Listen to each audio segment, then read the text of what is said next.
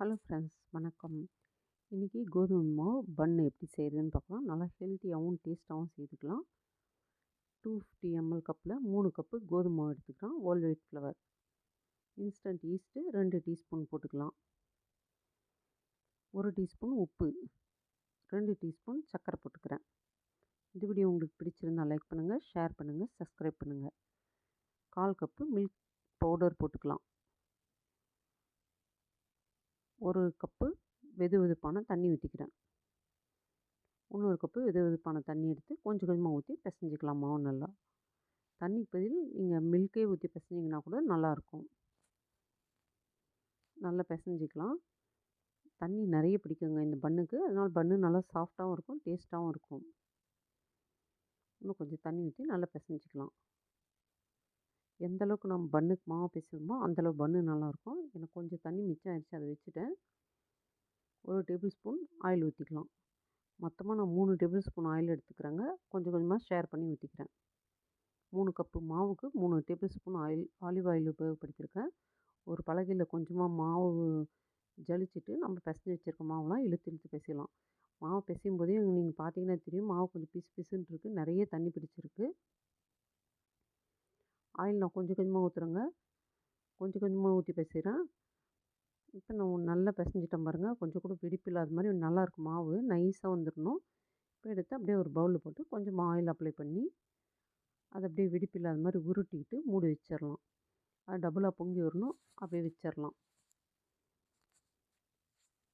இந்த வீடியோ உங்களுக்கு பிடிச்சிருந்தால் லைக் பண்ணுங்கள், ஷேர் பண்ணுங்கள், சப்ஸ்கிரைப் பண்ணுங்கள். மிச்சம் இருக்க மாவில் 1 ஸ்பூன் கோகோ பவுட்ரு போட்டுக்கலாம். கொஞ்சமாக தண்ணி ஊற்றிக்கலாம். தண்ணி நிறைய தண்ணி ஊற்ற வேண்டாம், கொஞ்சமாக தண்ணி ஊற்றி நல்லா பிசைஞ்சிக்கலாம். அதையும் பிசைஞ்சிட்டு அதுலேயும் கொஞ்சமாக ஆயில் அப்ளை பண்ணி நல்லா இந்த மாதிரி உருட்டிட்டு மூடி வச்சிடலாம். அப்படியே வெடிப்பு இல்லாத மாதிரி செஞ்சு மூடி வச்சிடலாம். 1 ஹவருக்கு அப்புறம் பார்க்கலாம். 1 ஹவரில் டபுளாக பொங்கலைன்னா இன்னும் ஒரு அரை மணி நேரம் அப்படியே வச்சுருங்க. டபுளாக பொங்கி வரணும், அந்த வரலும் அப்படியே வச்சுருங்க. இப்போ பாருங்கள், டபுளாக பொங்கிருச்சு மாவு. நான் வந்து ஒரு 20 நிமிஷம் போல் பிசைஞ்சேங்க. பிசைஞ்சப்புறம் தான் நான் பொங்கறதுக்கு வச்சேன்.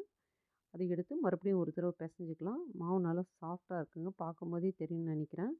இப்போ இதை குட்டி குட்டி பீசஸாக கட் பண்ணிக்கலாம். இந்த 3 கப்பு மாவுக்கு எனக்கு 15 பன்னு வந்தது. அந்த மாதிரி குட்டி குட்டி பீசஸாக கட் பண்ணி அதை அப்படியே மூடி வச்சிடலாம். மாவு காஞ்சி போகக்கூடாது. அடுத்து கொக்கோ பவுட்ரு போட்டு பிசைஞ்சு பாருங்கள். அந்த மாவுமே எடுத்து ஒரு தடவை பிசைஞ்சிட்டு இந்த மாதிரி குட்டி குட்டி பீசஸாக கட் பண்ணி வச்சுக்கலாம். நம்மளுக்கு பன்னுக்கு இந்த மாதிரி செய்துக்கணுங்க. இந்த மாதிரி செய்துட்டு நல்லா உருட்டி எடுத்தோம்னா பன்னு ரெடி ஆயிரும். இன்றைக்கி நான் டபுள் கலர் பன்னு செய்ய போகிறேன்.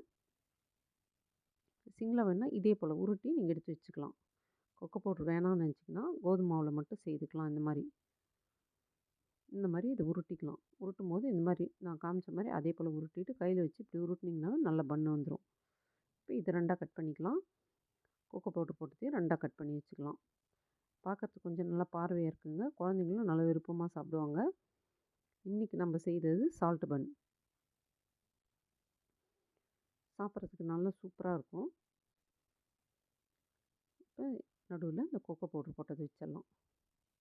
வச்சுட்டு நல்லா உருட்டிக்கலாம். அவ்வளோதான். கையில் வச்சு இப்படி உருட்டினீங்கனாவே போதும், நல்லா ரவுண்ட் ஷேப்புக்கு வந்துடும். இப்போ கொக்கோ பவுட்ரு கீழே வச்சுக்கலாம். உள்ளார ஒயிட் வச்சிடலாம். கோதுமை மாவு வச்சுட்டு கையில் வச்சு உருட்டி காமிக்கிறேன் பாருங்கள். இப்போ இந்த மாதிரி செய்திங்கன்னா நல்லாவே உருண்டைக்கு வந்துடும். எல்லாம் இதே போல் ரெடி பண்ணி வச்சாச்சு. இந்த 3 பன்னுக்கு மட்டும் எனக்கு கொக்கோ பவுட்ரு பத்தலை, அதை அப்படியே வச்சுக்கிறேன். இதை அப்படியே எடுத்துகிட்டு போய் மறுபடியும் பொங்க வைக்கணும். இது மேலே கொஞ்சம் ஆயில் அப்ளை பண்ணிட்டு மறுபடியும் டபுள் ஆக்குற வரலும் அப்படியே விட்டுறலாம். எனக்கு 1/2 hour ஆச்சு டபுள் ஆகிறதுக்கு. இப்போ மேலாக கொஞ்சம் பால் அப்ளை பண்ணிடலாம். பால் அப்ளை பண்ணிட்டு 180ல் 10 நிமிஷம் ப்ரீஹீட் பண்ண அவனில் எனக்கு வந்து என்னுடைய அவனில் 15 நிமிஷத்தில் பன்னு பேக் ஆகிடுச்சு. நான் பால் அப்ளை பண்ணியாச்சு. அப்படியே கொண்டு போய் அவனில் வச்சிட்றேன். மாவு பிசைறது மட்டும் கொஞ்சம் நல்லா இழுத்து இழுத்து பிசையணும், கொஞ்சம் நேரம் ஊற வைக்கணும். பாருங்கள், நல்லா சூப்பராக இருக்குது பாருங்கள் பன்னு. உங்களுக்கு ஸ்வீட் பன் வேணுன்னா இன்னும் கொஞ்சம் சர்க்கரை ஜாஸ்தியாக போட்டுக்கோங்க. ஒரு 1/4 கப்பு சர்க்கரை போட்டுக்கோங்க. நான் 2 டீஸ்பூன் தான் போட்டிருக்கேன் சர்க்கரை.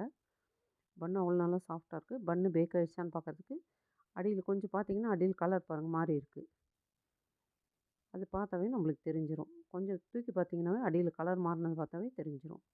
சூப்பரா இருக்கு பாருங்க. பன்னு புட்டு காமிக்கிறேன். அவ்வளோ சாஃப்ட்டா இருக்கு. எவ்வளோ சாஃப்ட்டா இருக்கு பாருங்க. நம்ம கோதுமை பண்ணுன்னா நம்பவே மாட்டாங்க. அதேபோல வீட்ல தான் செய்தோம்னாலும் நம்ப மாட்டாங்க. அந்த அளவுக்கு அருமையா இருக்கும். கட் பண்ணி காமிக்கிறேன் பாருங்க. இதே போல நீங்களும் செய்து பாருங்க. ரொம்பவே நல்லாயிருக்கும். அவ்வளோதான் நம்ம பன்னு ரெடி. Thank you.